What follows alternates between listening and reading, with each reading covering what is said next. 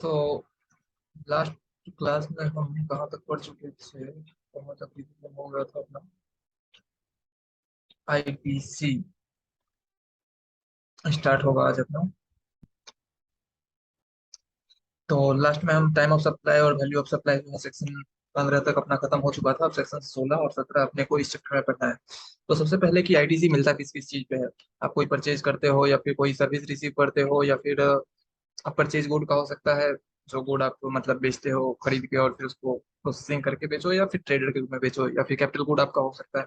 दोनों पे ही आईटीसी मिलता है। तो एलिजिबिलिटी सबसे पहले क्या है कि आईटीसी लेने के लिए आप रजिस्टर्ड पर्सन होने चाहिए। अनरजिस्टर्ड पर्सन आईटीसी नहीं ले सकता।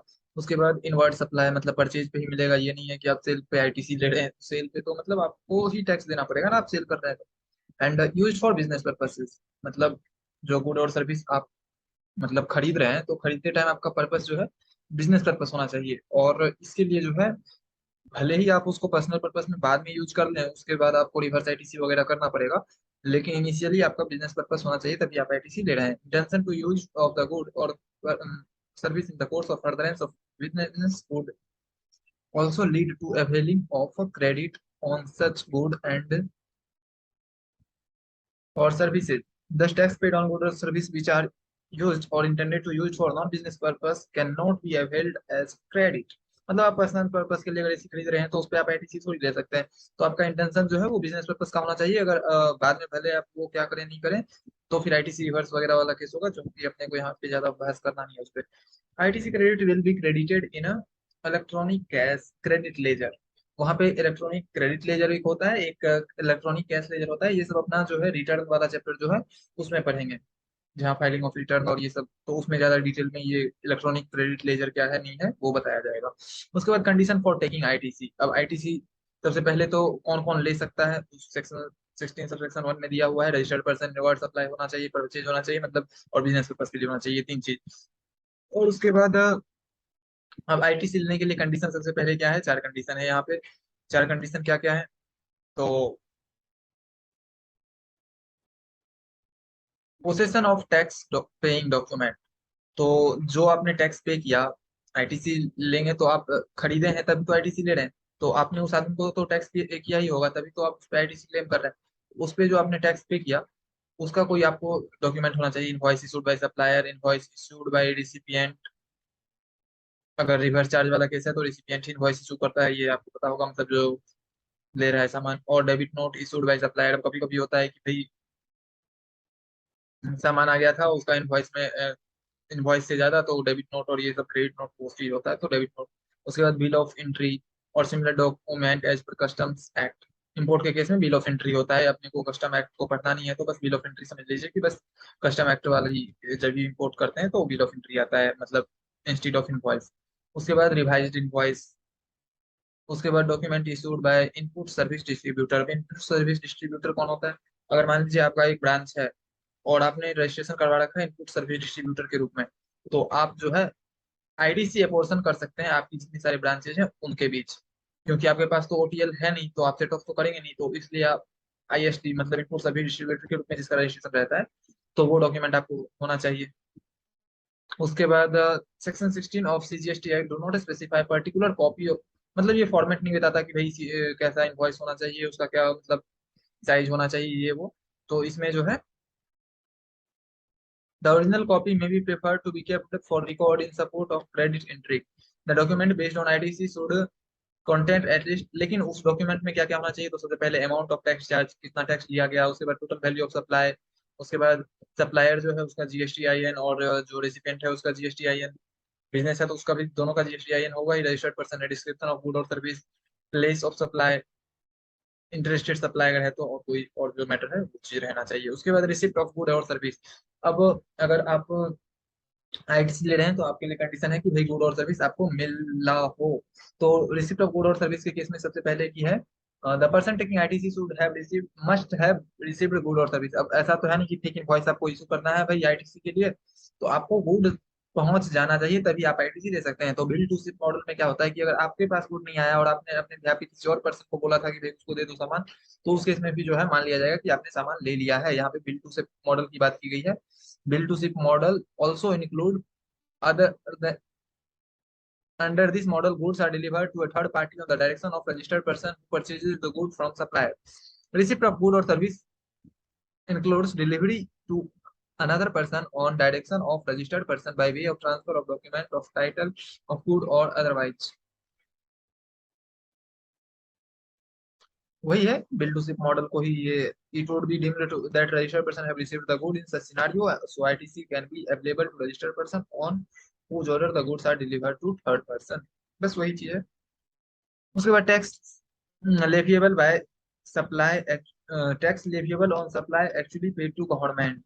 अब जो सप्लाई पे टैक्स लगा वो गवर्नमेंट को मिलना चाहिए. Tax should actually have been paid by cash और through utilisation of ITC on goods और service on which ITC is being taken.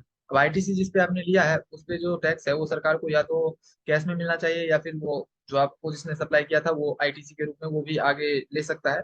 तो वो डिपेंड करता है, लेकिन अल्टीमेटली सरकार के पास टैक्स जाना चाहिए. उसके बाद however provision of ITC can be initially prior to matching in common portal used for payment of self assessed tax on outward supply. लेकिन कभी कभी ये प्रोविजनल आईटीसी ले सकते हैं और इसका कुछ रेट वगैरह भी मेंशन है, आगे अपन देखेंगे. प्रोविजनल आईटीसी होता है कि भाई आपका एक्चुअल आईटी वो रिटर्न वगैरह फाइल नहीं किया, लेकिन प्रोविजनल आईटीसी ले सकते हैं.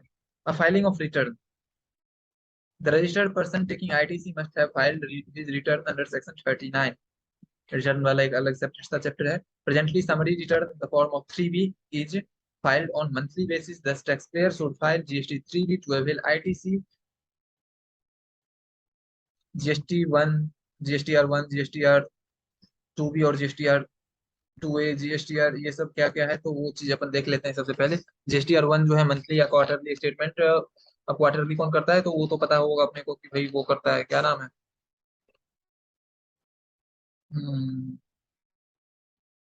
क्वार्टरली कंपोजिट सप्लायर जो है, कंपोजिशन स्कीम वाला जो सप्लायर है. तो GSTR1 इज अ मंथली और quarterly statement containing details of outward supply. तो इसमें जितना भी आउटवर्ड सप्लाई आपने किया है by registered supplier, such details of outward supply furnished by supplier are communicated and made available electronically to the तो वही है कि आपने जिसको जिसको सप्लाई किया है तो वो आपको जो है वहां पे उसका डिटेल डालना होगा GSTR1 में. और उसके बाद GSTR2A में जो है उसका ऑटो पॉपुलेटेड रेसिपिएंट जो भी है वो जनरेट कर देता है. 15 वो सारा रजिस्ट्रेशन चैप्टर में अपन ज्यादा सॉरी रिटर्न चैप्टर में ज्यादा डिटेल में पढ़ेंगे. GSTR2B is auto populated ITC statement generated for every registered person based on GSTR1 filed by supplier. अगर मान लीजिए आपने कोई सप्लायर से सामान लिया तो उसने GSTR1 जैसे ही फाइल किया तो GSTR2A में ऑटो पॉपुलेटेड मतलब एक रिसिप आप रेसिपिएंट है तो आपके लिए जो है आईटीसी स्टेटमेंट जनरेट हो जाएगा. Presently supplier are required to file GSTR1. GSTR1 में जो है आईटीसी का क्या बोलते हैं आउटवर्ड सप्लाई सारा डिटेल देता है. और ऑटो पॉपुलेटेड जो है GSTR2A में होके आता है for view for the recipient for viewing. Further, GSTR2B is an auto-populated IT statement. It is also generated by the taxpayer based on GSTR1 filed by the supplier. Basic details available in GSTR2A and 2B. The supplier takes provisional ITC or solve assessed on the basis of assessment basis in GSTR3B for discharge of tax liability. और GSTR3B जो है मतलब आप वो जो भी आपका self मतलब आपको क्या बोलते हैं जितना भी देना होगा सरकार को तो वो आप क्रेडिट से वो सेट ऑफ करके और बाकी आप पेमेंट कर देंगे सरकार को. स्पेशल पॉइंट ये सारा जो है ना ये अपन पूरा डिटेल में जो है पढ़ेंगे. ये GSTR1, 2, 3 वगैरह जो भी है ये सारा डिटेल में रिटर्न चैप्टर में अपने को है. उसके बाद special point two note on ITC. अब अगर आप सामान लॉट में मंगवा रहे हैं लाइक मतलब 2 लॉट 4 लॉट या इंस्टॉलमेंट में तो सारा इंस्टॉलमेंट जब तक नहीं मिल जाता तब तक जो है आपका क्या बोलते हैं कि हम नहीं मानेंगे कि आईटीसी अवेलेबल आपको होगा. बिकॉज डिलीवरी ऑफ गुड जो है सेक्शन 2 में बोलता है. तो डिलीवरी सारा जब हो जाएगा एक बार तभी आपका वो माना जाएगा कि ये आप आईटीसी के लिए एलिजिबल हैं. Payment for invoice to be made within 180 days. अब आपने सामान ले लिया, अब मान लीजिए क्रेडिट पे तो recipient shall pay to supplier the value of supply along with tax amount within 180 days of invoice date. Failure to do so, the amount of ITC credit availed shall be reversed and added to OTL along with interest of at the rate 18% and the date of availing credit till the date of amount added to output tax liability is paid.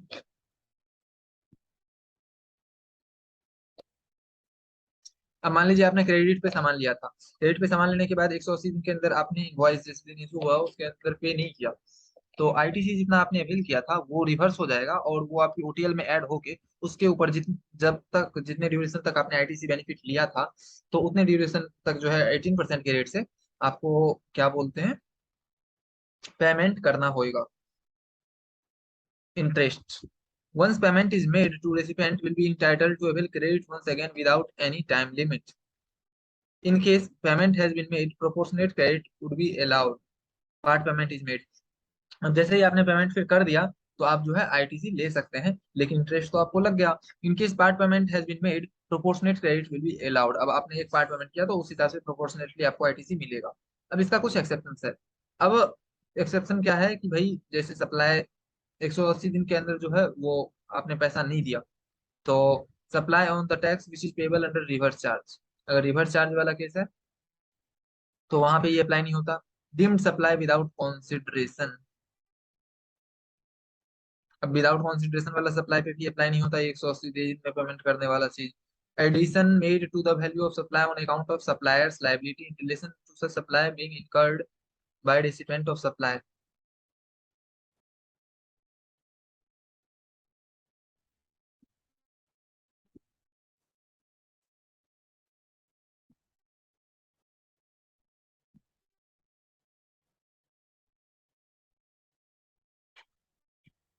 अब ये बोल रहा है कि भाई जैसे ही supplier कोई supply करता है तो उसकी जो भी लायबिलिटी होगी लाइक अब उसने मान लीजिए कि सही से क्रेडिट आपको नहीं दिया, यहाँ पे एक एग्जांपल से ज्यादा क्लियर हो जाएगा. Due to quality dispute PZP limited withheld payment on a machine supplied by a vendor till it could be rectified.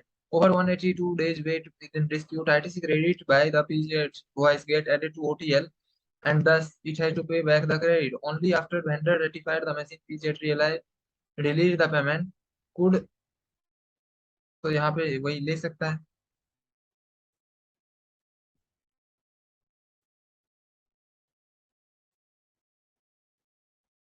If depreciation claimed on tax component, ITC credit not allowed.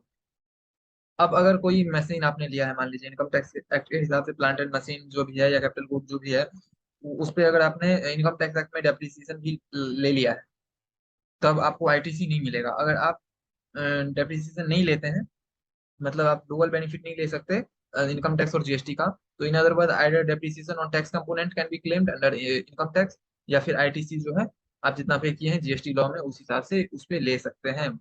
जितना मतलब ओटीएल पे किए थे sorry tax उस पे किए थे उसके हिसाब से आईटीसी ले सकते. Time limit for availing ITC. अब टाइम लिमिट क्या है? आईटीसी ऑन एनी इनवॉइस और debit note shall be allowed till due date of filing of return for the month of सितंबर ऑफ सक्सीडिंग फाइनेंशियल ईयर. मतलब अगले साल जो है उसका जब ड्यू डेट होगा एनुअल रिटर्न का मतलब सितंबर का, तो सितंबर का जो है लास्ट डेट होता है रिटर्न फाइल करने का मंथली रिटर्न का 20 अक्टूबर. तो उस डेट तक आप ले सकते हैं या फिर आपने जब इस साल का एनुअल रिटर्न भर दिया हो तो 31 December of next financial year, तो अगले साल 31 दिसंबर, तो मतलब 31 दिसंबर या फिर 20 अक्टूबर, इन दोनों के बीच में आप ले सकते हैं. बीच एवर इज अर्लियर, तो आप जो है 20 अक्टूबर तक ही ले सकते हैं. बीच एवर इज अर्लियर भी यहाँ पे ऐड ऑन हो गया तो इससे आप ज्यादा समझ सकते हैं.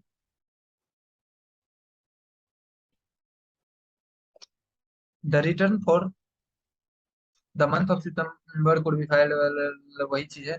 The reason on restriction is that no change in return is permitted after September of next financial year if filed before the month of. अगर सितंबर से पहले ही आपने रिटर्न भर दिया तो फिर उस डेट तक ही आप वो जो है कोई भी चेंज कर सकते हैं या आईटीसी ले सकते हैं. If any debit note has been issued in connection with Then invoice, the date of debit note shall be taken into consideration for the purpose of determining and note the date of invoice. अगर कोई debit note issue किया गया है तो जो है debit note का date consider करेंगे, ना कि उसका। वही चीज है। The time limit under section 16(4) do not apply for claiming of reavailing credit that has been reverse earlier. अगर मान लीजिए वो पेमेंट वाला केस था 180 डेज वाला या फिर ऐसा, तो उस केस में जो है ये मतलब अप्लाई नहीं होगा time limit.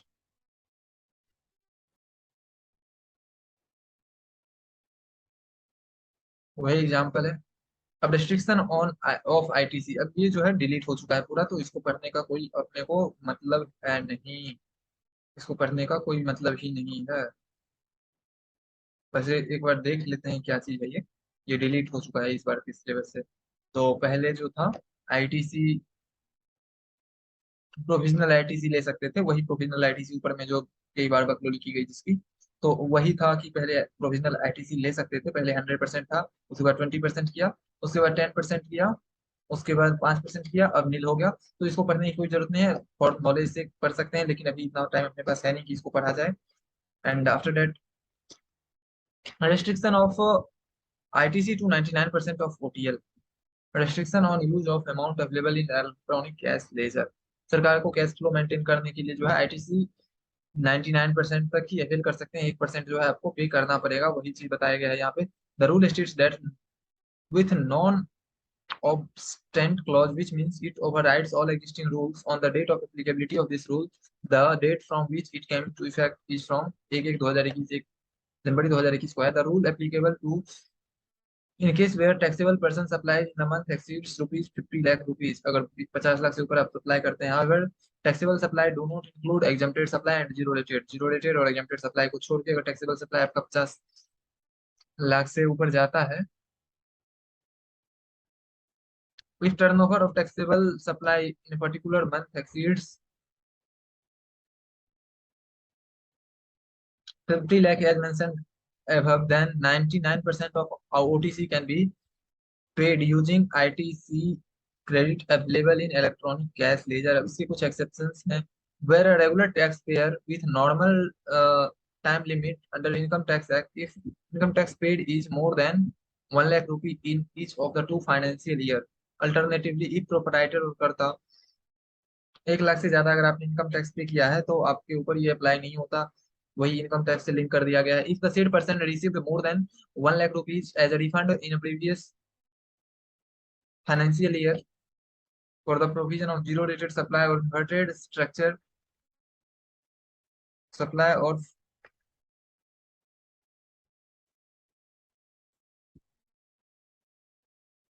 Zero rated supply export जो है मतलब एसीजेड वाले केस में, अगर आपने 1 लाख से ज्यादा रिफंड आपको मिला है, या इन्वर्टेड स्ट्रक्चर के केस में, तो उस केस में भी जो है आपके ऊपर ये 99% वाला। और if the person is cumulatively including current month discharge his output liability in cash which is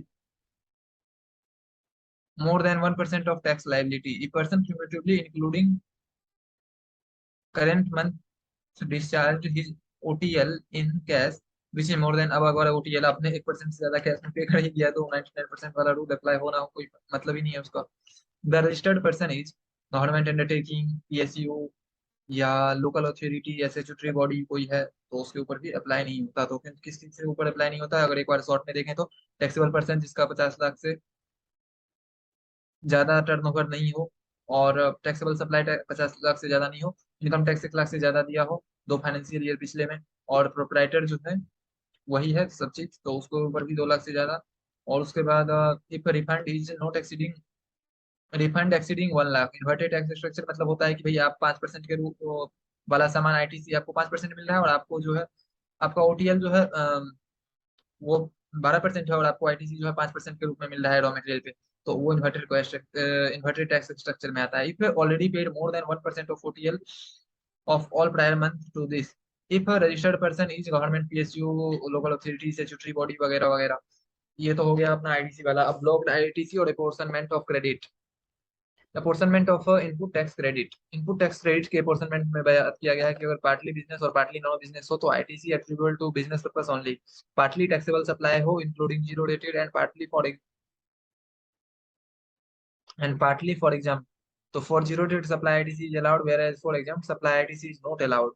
अब जो एग्जाम्पशन जिस चीज को मिला हुआ है तो उसके ऊपर आईटीसी तो नहीं मिलेगा, जीरो डेटेड है, जैसे एसईजेड वाला केस जो था, तो उस केस में जो है आईटीसी अलाउड होगा। Section 16(2) of ITC specify that ITC may be availed on inward supply for making zero rated supply, notwithstanding the exempted nature of zero rated supply.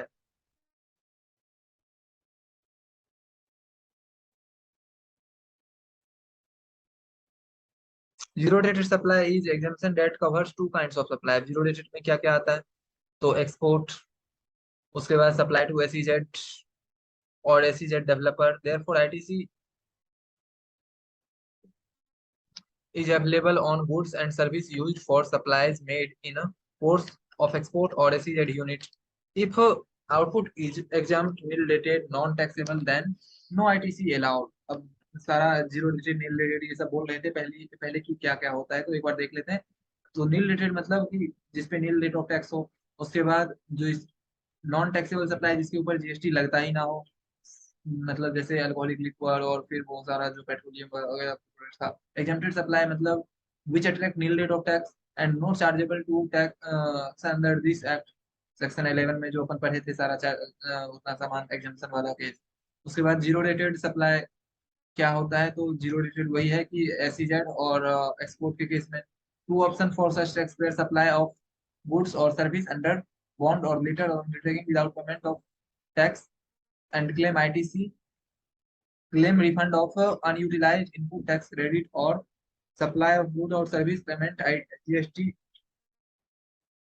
supply of goods or service on payment of IGST and claim refund of IGST paid on good or service। तो उसके बाद वही है कि availability of credit किस चीज के लिए होता है, तो इन सब के लिए तो नो टैक्स क्रेडिट अलाउड। जबकि वही है कि ये जीरो रेटेड वाले के लिए जो है ये अलाउड होता है आईटीसी। उसके बाद एग्जांपल में यहाँ पे दिया हुआ है अल्कोहलिक लिक्वर वगैरह जो मैंने बताया था। उसके बाद ये एग्जाम्पल वाला पूरा जो सेक्शन 11 है उसमें से एग्जांपल है। उसके बाद इन सब पे जो है नील रेटेड लगता है, लाइक मतलब जीएसटी अट्रैक्ट नहीं करता ये। तो ये सब वो चीज है, यही है। उसके बाद एग्जाम्पल अपने को क्या ही देखना है, summary of ITC on capital good. ITC on capital good is claimed in full. In case any change, it shall be reversed proportionately. Capital goods are assumed to have life of 5 years, hence yearly 20% and quarterly 5%। एक presumptive rate माना गया है कि भाई 5 साल जो है capital good की लाइफ होती है, तो आईटीसी जो है वो फुल मिलेगा, लेकिन 20-20% और क्वार्टरली अगर बात करें तो 5-5% के हिसाब से। Part of a quarter is treated as quarter for computation. अगर क्वार्टर पूरा नहीं भी हुआ है तो उसको एक क्वार्टर मान लेंगे, मतलब एक पार्ट भी अगर उसका है तो वो। अब नॉन बिजनेस टू बिजनेस ये क्या बोलता है भाई, अगर प्लांट एंड मशीनरी परचेज किया गया था नॉन बिजनेस के लिए, तो और अब यूज हो रहा है तो बिजनेस के लिए, तो जब तक वो नॉन बिजनेस के लिए यूज हुआ था तो उसके ऊपर जो डेप्रिसिएशन है वो कैलकुलेट हो जाएगा। उसके बाद जो बचा हुआ, मतलब उसके ऊपर जो आईटीसी था और उसमें से जो यूज फॉर पर्सनल पर्पस है, अगर मान लीजिए 2 क्वार्टर यूज हुआ तो 10% यूज हो गया, तो एलिजिबल आईटीसी को कितना मिलेगा। उसके बाद बिजनेस टू नॉन बिजनेस, अगर बिजनेस में पहले यूज किया था और क्लेम किया था आईटीसी, लेकिन अब बिजनेस में कुछ दिन यूज करने के बाद घर में दे दिया ऐसी अपना, तो जितना दिन बिजनेस में यूज हुआ तो उस हिसाब से डेप्रिसिएशन कैलकुलेट हो जाएगा और फिर बाकी जो आईटीसी है रिवर्स हो जाएगा, मतलब उसको फिर से ओटीएल में ऐड करके पे करना पड़ेगा। अब capital good use for business for 2 quarter and sold as a capital good for 95,000। यही है कि capital good use business for 2 quarter, वही एग्जांपल वगैरह टाइप है, इसमें कुछ खासा है नहीं। अब सोल्ड एज स्क्रैप, अगर स्क्रैप के रूप में बेचा गया, if refractory material break scrap taxable person में pay tax on transaction value.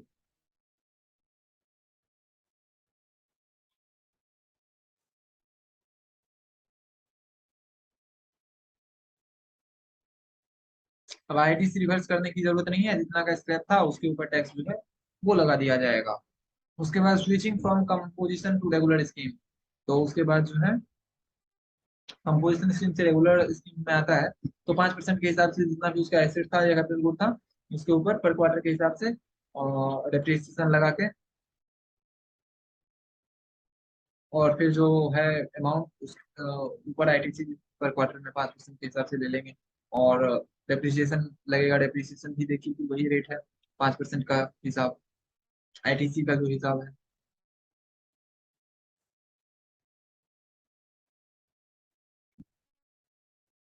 Claim ITC on capital after 5% reduction per quarter, वही चीज है।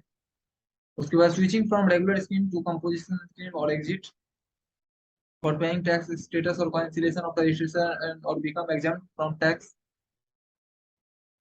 exemption to 5% rule. ITC involved in remaining useful life of the asset will be reversed on pro rata basis. अब यहाँ पे दिन के हिसाब से भी रिवर्स होगा, लाइक प्रो डाटा बेसिस, अगर 5 month ignoring a part of month, the useful life remains 5 month। 5 साल का एसेट था तो प्रो डाटा बेसिस मतलब यहाँ पे मंथली वाला सिस्टम होगा। उसके बाद optional method for bank etc as an alternative to above method, a banking company or a financial institution or NBFC which accepts deposit or extends loans or advance has option to limit its ITC claim to 50% of the eligible ITC capital goods input services each month and remaining ITC shall lapse।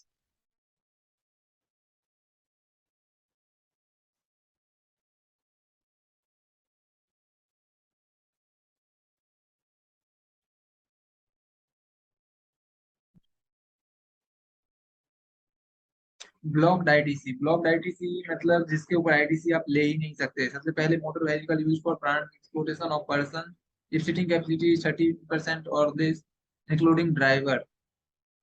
तो अगर तेरा आदमी से कम के बैठने की capacity वाला जो अगर कोई केस है तो उस केस में जो है आप आईटीसी नहीं ले सकते। अब इसके कुछ एक्सेप्शंस हैं। If it is used for making further taxable supply such as vehicle, अब कार डीलर है तो उसके लिए तो होगा ही।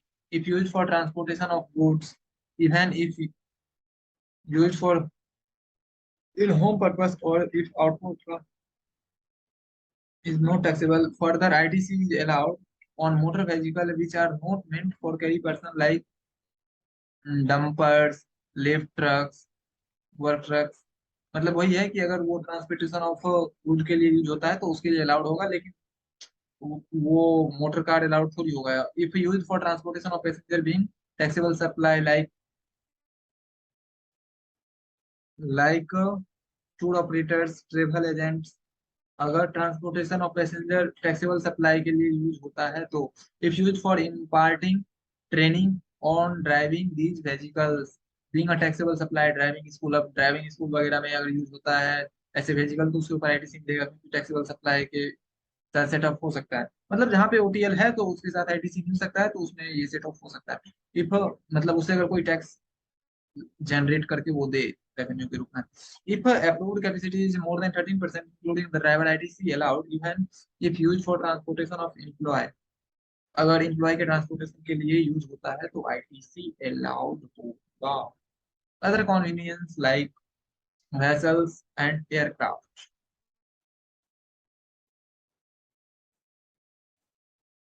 उसके लिए आईटीसी ब्लॉक्ड है। एक्सेप्शन जो है आईटीसी अलाउड कब कब होगा, तो अगर वो डीलर है सबसे पहला तो वही चीज है, ट्रांसपोर्टेशन ऑफ पैसेंजर और गुड टू ट्रेवल एजेंट। उसके बाद यूज फॉर ट्रेनिंग, वही चीज हो गया। उसके बाद service of general insurance service, repair maintenance in so far they are related to motor vehicles vessels and aircraft as referred above. Service of general insurance service, repair maintenance in so far as they are related to motor vehicles vessels and aircraft. If ITC on motor vehicles and aircraft is allowed, तो उसके ऊपर जो है servicing कोई भी होगा तो उसमें भी आईटीसी मिलेगा। अगर उसके ऊपर नहीं है, if a taxable person engage in manufacturing of such motor vehicle vessel और if taxable person engaged in supply of general insurance service in respect of such motor vehicle insured by him, foods and beverage, outdoor catering, beautiful treatment, health services, cosmetics and plastic surgery, life insurance, health, leasing, renting, hiring of motor vehicles, vessels, इन सब की ITC allowed नहीं होगा। Such supplier use for making outward supply of same category, फिर तो वो हो जाएगा। अगर government has made it obligatory for an employ to provide these services, अगर सरकार ने कुछ बोल दिया स्टैट्यूटरी ऑब्लिगेशन है तो उसके इसमें अलाउड हो जाएगा। Membership of club and health fitness centre, वहाँ पे आईटीसी अलाउड नहीं होगा। The government has made obligatory for statutory obligation है तो अलाउड हो जाएगा। फिर वही है कि ट्रेवल बेनिफिट टू एम्प्लॉय और वेकेशन एज एलटीसी और होम ट्रेवल कंसेशन तो आईटीसी अलाउड नहीं होगा, लेकिन गवर्नमेंट मैंडेटरी स्टैट्यूटरी ऑब्लिगेशन है तो अलाउड हो जाएगा।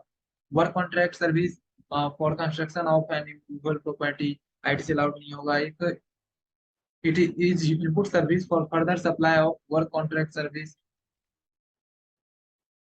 फर्दर अगर वर्क कॉन्ट्रैक्ट सर्विस के लिए, अगर ये एक इनपुट है मतलब फर्दर वर्क कॉन्ट्रैक्ट सर्विस के लिए तो अलाउड हो जाएगा। If immovable property is plant and machinery, plant and machinery है तो अलाउड हो जाएगा। And if the value of work contract service is not capitalised, अब वो कैपिटलाइजेशन में नहीं आता है, कैपिटलाइज माने इमूवेबल में कैपिटलाइज्ड। उसके बाद construction includes reconstruction, renovation, addition, alteration to the extent of capitalization to the said immovable property. Thus, if reconstruction, renovation, addition, and alteration of repairs is not capitalized, it should not be tantamount to GST law. Consequently, ITC on the work contract service availed such contract which is capitalized whether for any immovable property and so far would be allowed recipient irrespective of the line of business. Here it needs to be noted that capitalized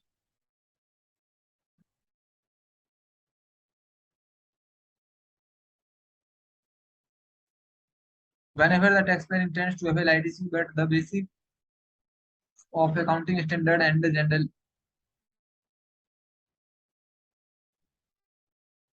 work contract has been defined as a CGST law. Essentially, work contract is a composite supply involving supply of both goods and service under the erstwhile law. Definition of work contract includes work in relation to both movable and immovable property. However, GST law habit work contract has been confined only to the immovable property. Plant and machinery का definition दिया हुआ है। Thus, ITC on work contract service available for construction of individual plant and machinery is allowed on the recipient irrespective of line of business of such recipient. For instance, ITC on work contract service for the construction of machinery, tower, ये वो. However, ITC on work contract service for construction of telecommunication towers will be blocked. अब self construction of immovable property है उसके ऊपर block हो जाएगा।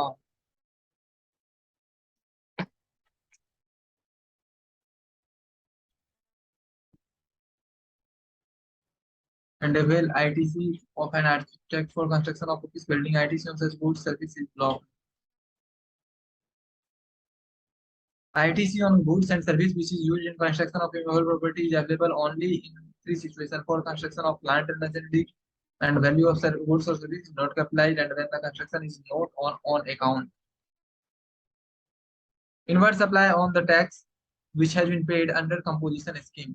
Specifically blocks ITC, ये तो पता ही है कंपोजिशन स्कीम में अगर कोई वो सप्लाई मंगाता है तो उसको आईटीसी नहीं मिलेगा। Inward supply by non resident taxable person except goods imported by him.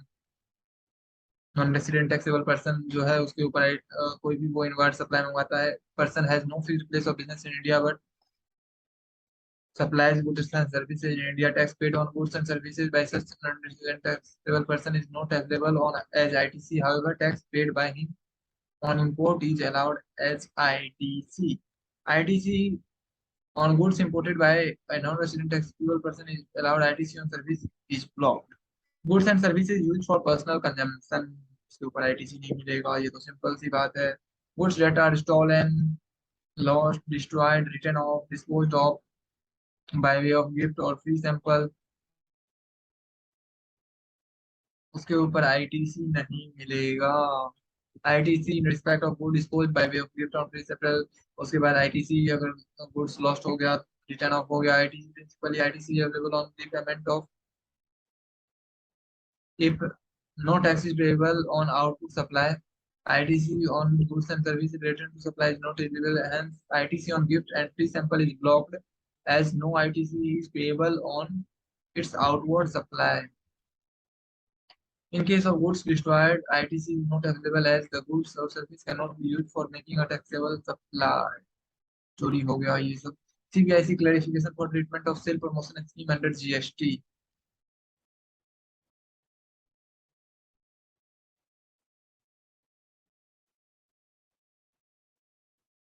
Free sample and gift. Goods and services both supplied as a free sample would be treated as supply. Activities mentioned in Schedule 1, Section 7 के Schedule 1. However, ITC will not be available on the inputs and input services or capital goods having relation of good gifts or free sample except in case which are deemed to be supply. Schedule 1 को छोड़ के जो भी है उसके ऊपर ITC नहीं मिलेगा. सिंपल सिंपल बात है. तो buy one get one free offers for the goods such as buy one get one free or by purchase of toothpaste. There is no individual supply of free good, but there is case of two or more individual supply with a single price charge for entire supply. It can be best treated as supplying two goods for the price of one. The taxability of such supply would depend on whether it is a composite supply or mixed supply. As definition composite है या mixed है तो उस हिसाब से. And the supplier will be able to claim ITC on an input service capitalized good in relation to supply of. तो उस offer में जो है आईटीसी मिलेगा. डिस्काउंट इंक्लूडिंग बाय मोर से मोर बल्क डिस्काउंट. लाइक जितना ज्यादा खरीदते हैं उतना ज्यादा तो discount would be eligible for deduction from taxable value of supply include control discount by supplier. Periodic discount to that quantum purchase when establishment in terms of agreement entered into on or before at the time of supply. Like अगर भाई इतना से ज्यादा purchase करोगे तो हम जो है पूरे पे डिस्काउंट दे देंगे. The recipient would need to reverse ITC. The supplier would be eligible to availing full ITC. इन सब चीजों पे सेकेंडरी डिस्काउंट पे आईटीसी नहीं मिलता है. ये अपन पीछे भी पढ़ चुके हैं पिछले चैप्टर में. ITC reversal when the return of अगर टाइम एक्सपायर्ड हो गया. When return of time expired medicine तो उसको जो है एक फ्रेश सप्लाई मान के जो है आप आईटीसी ले सकते हैं. The common trading practice in pharmaceutical sector is that drug और medicine are referred as good and sold by the manufacturer to the wholesaler or by the wholesaler to the retailer on the basis of an invoice or bill of supply. Such goods have been defined as life, which are normally referred at the date of expiry. Such goods which have crossed the date of expiry are referred as time expired for goods and are returned to manufacturer on account of expiry through supply chain. A retailer can return a retailer or wholesaler can return the time expired good either by treating the same as a fresh supply or issuing credit note. उसके पास option है भाई credit note के हिसाब से या फिर fresh supply. Return of time expired good by treating as a fresh supply. In case of composite taxpayer के अलावा अगर he may at the option return the goods by treating it as a fresh supply thereby issuing an invoice for the same. The hereinafter referred to as a return supply. The value of goods is shown in invoice on the basis of good which supplied earlier. The wholesaler manufacturer, as in case may be, who is recipient of such supply, shall be eligible to avail ITC. The said return is subject to fulfillment of condition. Section 16 की condition को fulfill कर रहा हो. In case the person returning time expired good is a composite supplier, he may return the good by issuing bill of supply and pay tax at the applicable rate to the composition taxpayer. In this scenario, there would be no availability of ITC for recipient. In case person returning the time expired good is unregistered person, he may return the goods by using any commercial document without changing any tax on the same. Charging tax on the same. Composite tax payer वालों के लिए loss एक तरह से हो जाएगा. When the goods are returned by retailer or wholesaler as a fresh supply are destroyed by the manufacturer, he or she is required to reverse the ITC availed on the goods of supply at the term. It is prudent to mention that ITC which is required to be reversed in such scenario is the ITC availed on such return supply and no ITC that is attributable to manufacturer on the such time expired. The clarification may be applicable to return of goods for other than time expired. If manufacturer has availed ITC 10 at the time of manufacture of medicine valued 100, at the time of return of such medicine, the ITC availed by manufacturing on the basis of risk 15. So when the time expired good destroyed by manufacturer, he is required to reverse the ITC of 15 and not of 10.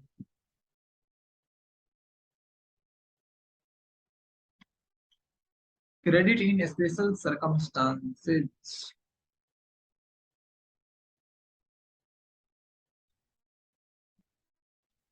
Section 18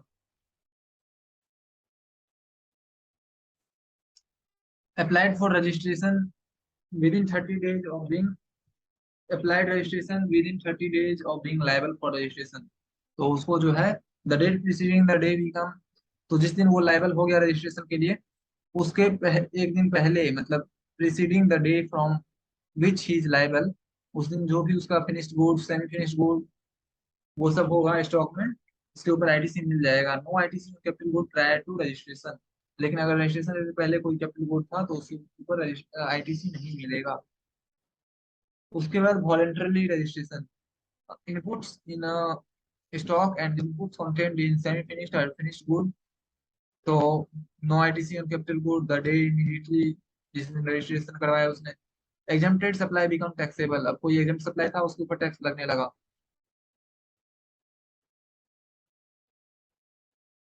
तो जिस दिन वो लायबल हुआ तो उस दिन से जो है वो कैपिटल गुड पे भी जो है जिस एक्सटेंट तक उसका सप्लाई करता है उसके ऊपर आईटीसी ले सकता है। Condition to be availed 1 year from the date of issue of invoice, ceases to pay composite tax and switched to regular scheme। So your day preceding from the day which he become liable under regular scheme, तो उस दिन से उसको मिल जाएगा जो भी capital goods and finished goods सारा है उसके ऊपर। ITC on capital good reduced 5% per quarter और a part of year date of invoice, वो पीछे अपन पढ़ चुके हैं। ITC claimed shall be verified by corresponding detail furnished by supplier। उसके बाद कॉमन कंडीशन, the registered person has to make an electronic declaration in prescribed form on the common portal clearly specifying dealing with the relating to inputs held in stock and inputs जो भी उसके पास था उसको clarify करके वहां पे देना पड़ेगा। Declaration to be filed with 30 days जिस दिन से वो लायबल हुआ है। And if the claim of ITC returning to CGST SGST ITC IGST put together exceeds 2 lakh, the declaration need to be certified by practised chartered accountant और cost accountant, अगर 2 लाख से ज्यादा का आईटीसी का है ऐसा कुछ तो। Reversal of ITC on switching composition scheme और एग्जिट, अब आईटीसी का क्या सीन होगा जब वो कंपोजिशन स्कीम में चला गया या एग्जिट हो गया टैक्स पेइंग से। When a registered person who has availed ITC to switch composition scheme और ITC on input will be reversed proportionately on the basis of corresponding invoice on which credit has been availed on such input। If invoices are not available, the ITC will be reversed on the prevailing market price of such goods on the date of switch over exemption, the detail furnished on the basis duly certified by practiced chartered accountant, cost accountant, exemption to 5%। ITC involving the remaining useful life capital good अगर है तो वही pro rata basis पे वो reverse हो जाएगा। The registered person shall will have debit the electronic cash ledger by reversal of amount in respect to inputs held in stock and inputs contained in finished goods over the date of exemption। Balance of ITC, if any, lying in electronic cash ledger shall lapse। Cancellation of registration also require reversal of ITC held in stock वगैरह वगैरह जो भी है machinery immediately preceding the date and the amount to be reversed on inputs and capital goods will be computed in a manner as applicable। Such amounts will be compared with OTL on such goods and higher of two amount which such amount will be compared with OTL on such good and higher of the two amount will be finally paid by registered person। अगर वो सामान कुछ है तो उसके ऊपर OTL जो है उस हिसाब से भी उसको कर सकते हैं और दोनों में से जो हायर होगा वो पे करना पड़ेगा। The ITC will be reversed on inputs and goods will be calculated separately for the ITC of CGST SGST। दोनों कैपिटल गुड और गुड इनपुट को सेपरेटली वो करेंगे compute and the reversal will be added to OTL। जो भी reversal amount आएगा वो OTL में ऐड हो जाएगा। Transfer of ITC on the account of change in constitution of registered person। In change in constitution of registered person like sale, demerger, transfer, amalgamation, ITC remain unutilized in electronic cash ledger। तो उस case में जो है transfer to new entity, तो वो जो है ITC ले सकता है। इन case of demerger ITC will be a person in ratio two new units specified in the merger scheme. The registered person shall have to furnish the detail of change in constitution on common portal and submitting a certificate from certified practicing chartered accountant or post accountant certifying that the change in constitution has been made with a specific provision of for transfer of liabilities। तो उस हिसाब से liability transfer हुआ हो। उसके बाद upon acceptance of such details by transferee common portal, unutilized ITC will be credited to electronic credit ledger and transferee will record the inputs and capital goods will be transferred in his books। तो यहाँ पे अपना chapter जो है वो खत्म होता है। और धन्यवाद।